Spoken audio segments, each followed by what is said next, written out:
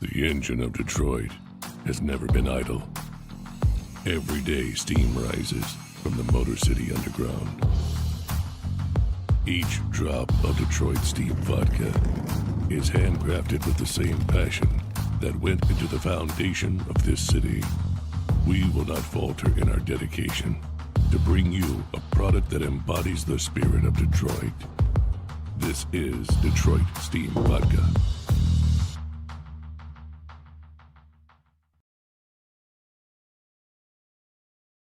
Beth LeBlanc. The Detroit News published 4:38 p.m. EDT May 10, 2019. Lansing, Governor Gretchen Whitmer has vetoed a $10 million appropriation to compensate people who were wrongfully imprisoned in Michigan, blaming how the legislature passed the bill. The line item veto, the Democratic governor's first, was made because the appropriation was included within a policy bill instead of going through an appropriations bill, Whitmer said in a statement. Michigan's Republican-led legislature has included appropriations in major controversial policy bills in recent years, which makes them immune to a voter referendum under a constitutional provision designed to protect state budgets from voter challenges. In 2012, voters overturned a controversial emergency manager law, but Republicans quickly approved a slightly different replacement that included implementation funding.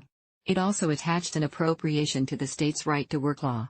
Earlier this year, Whitmer signed an executive directive indicating she would veto appropriations included in such legislation. The governor had included $10 million for the fund in her proposed fiscal year 2019 and 2020 budgets and said she would support an appropriation of money to the fund in a supplemental appropriations bill or a general appropriations bill. The bill's sponsor, Representative Steve Johnson, R. Wayland, called the veto disgraceful and accused the governor of using the veto as political leverage to pass her supplemental bill, which contains other spending priorities. She ought to be ashamed of herself for playing political games with people's lives, Johnson said. The bill passed with unanimous support in the legislature, and he anticipates a veto override would garner the same support. If it was up to me, I would say the first vote we take Tuesday is a veto override, but we'll see what the speaker decides, Johnson said. Whitmer has made budget provisions that would allocate the funding through an appropriations bill, her spokeswoman Tiffany Brown said.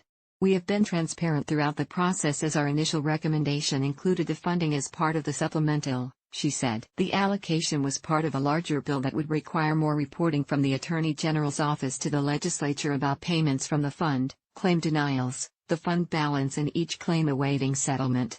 Attorney General Dana Nessel's office supported the legislation. The 2016 Wrongful Imprisonment Compensation Act requires exonerated former inmates to be paid $50,000 for each year spent in prison.